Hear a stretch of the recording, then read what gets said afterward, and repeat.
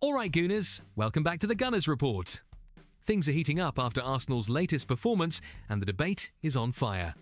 Stevie Nicol, Craig Burley, Luis Garcia and Julian Lawrence didn't hold back and the criticism came hard. Is Arsenal going all in on the Champions League? Have we lost our spark since Christmas? And do we really have what it takes to face Real Madrid? If you missed the full analysis, don't worry, we've got the key talking points, bold opinions and what it all means for the road ahead. Let's get into it. Go. Stevie, you watched this for us? Yeah. What do we learn about this? I think we learned that Arsenal are putting their eggs in the Champions League basket, you know. Right.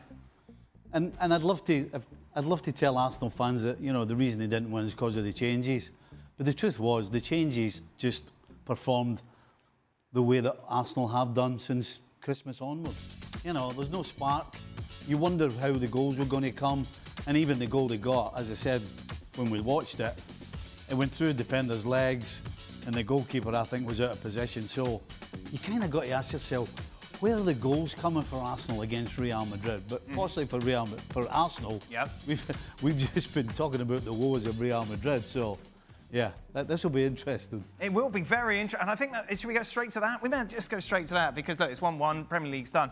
But for Arsenal now, it is all about the Champions League as we welcome in Lewis and Jules are with us. Let's take a look at how the bookies have things set. As to who will advance to the semi-finals. Remember, the first quarter-final is this week. Real Madrid, defending champions, 5-9 on. Arsenal coming in as outsiders, 13-10. Can we have this discussion without anybody saying, yeah, but it's Real Madrid and it's the Champions League? I said that earlier. I know, this is the problem, isn't it?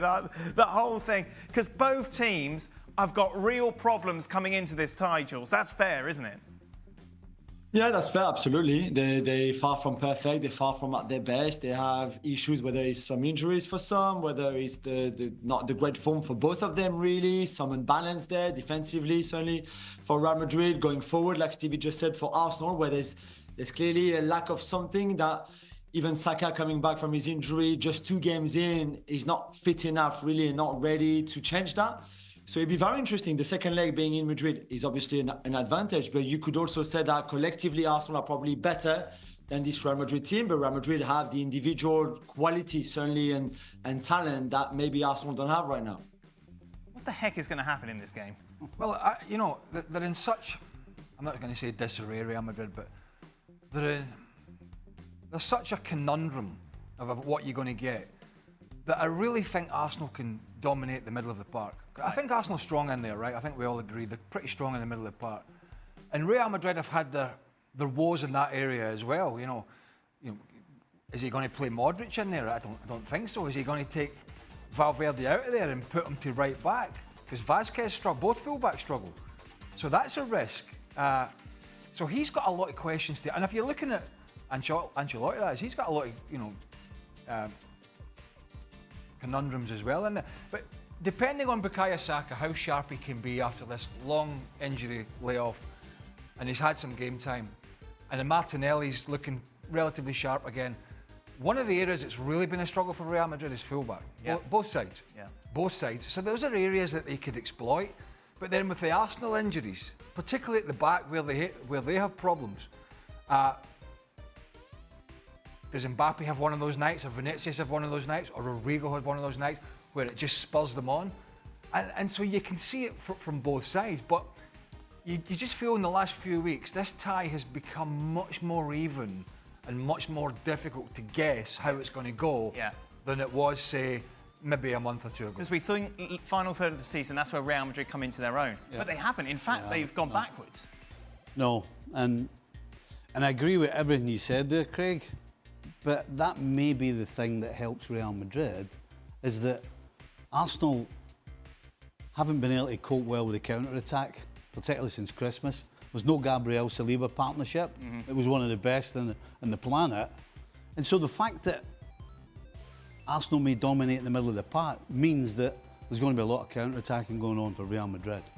And when you've got loads of space and time on the ball and you can get yourself in 1v1 situations, surely people like Vinny and Mbappe, they are absolutely screaming out to do that.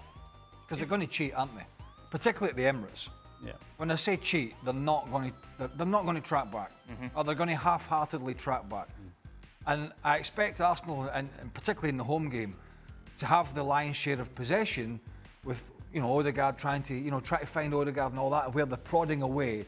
And you know what Real Madrid are like? It's like one bad pass, and before you know it, they're in behind. Yes. And it's a difficult one to gauge in terms of how much do I push as a team in Arsenal at home in the first leg to try and get that advantage without leaving myself open at the back. And you kind of feel that's how Real Madrid will try and play it. They did it to Manchester City. It was a couple of seasons ago where they just sat and they waited and they waited and then they just picked them off. They aren't quite in that form, but they're certainly capable of doing it on their day. Luis, it's quite something considering all the hope around Real Madrid at the start of the season with the signing of Mbappe and given all the success last year, that we're sat here saying that a tie against an Arsenal side who really have struggled compared to what we were expecting from them this season is almost a coin toss. Yeah, it's a cough. You always don't have to forget that when Real Madrid is going to play at home in the second leg, it's always going to be big favorite. I think the only concern for Real Madrid is that we don't know what kind of Real Madrid we're going to see when they play at Arsenal. When they play away, it's a totally different team. We don't know. We know that both teams are very vulnerable. We know that Real Madrid is very attacking team in transition, but in defense is struggling. I didn't see the game against Everton, but I saw Arsenal against Fulham, and also defensive transition. They had so many problems because they commit players. So both teams are going to have exposure.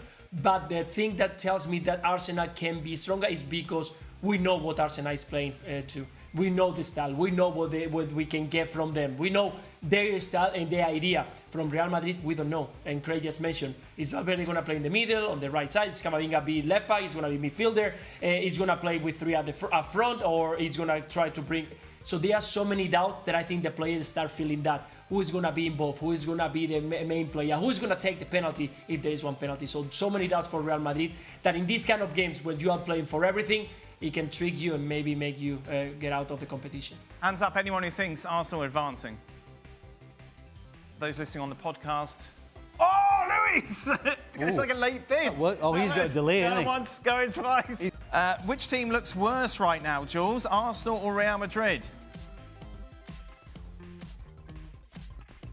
I mean, they have the issues, but both teams have issues, whether it's injuries, and we mentioned that already before, like form not being great, a lack of spark with the ball for Arsenal, definitely in the last 30 yards of the pitch, whether Saka can coming back and still not being fully fit, but can change that. Maybe Martinelli looks better the last two games, especially against Fulham.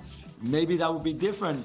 I think in a way, I feel like Arsenal maybe could be fixed a little bit in an easier way, because if Saka goes back to his best soon, he will get Odegaard a good level to have Saka back next to him. If Martinelli is back to a better level too, this is part of the problem for Arsenal, that they can be solved that way. For Real Madrid, all season long, since literally the month of August, we've said this team will be unbalanced all season unless Ancelotti finds a way. He still hasn't found a way, and that's more difficult probably to sort out than the lack of spark that maybe Arsenal have with the ball going forward.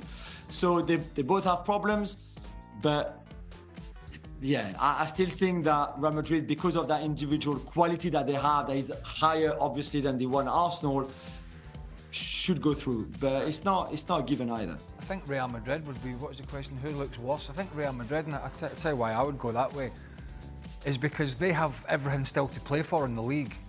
And so that should be that inspiration to make sure your game's at a certain level, whereas I think it's been difficult for Arsenal recently in a sense that whilst you won't maybe talk about it openly in the dressing room, the title has been kind of wrapped up and gone for a little bit of time now, so you're kind of... It's difficult to go full throttle. Well, you're not going out there because there's a 3-point gap to Liverpool, like Real Madrid had today with Barcelona. You're going out and it's a 9, 10, 11-point gap with less games to go, so that's a difficult scenario to be in. You're basically playing... There's no edge, is there? You're playing to keep yourself fit, not get injured, because you've got this huge game coming up against Real Madrid in the Champions League, which is where, as Stevie said earlier, where all your eggs are now.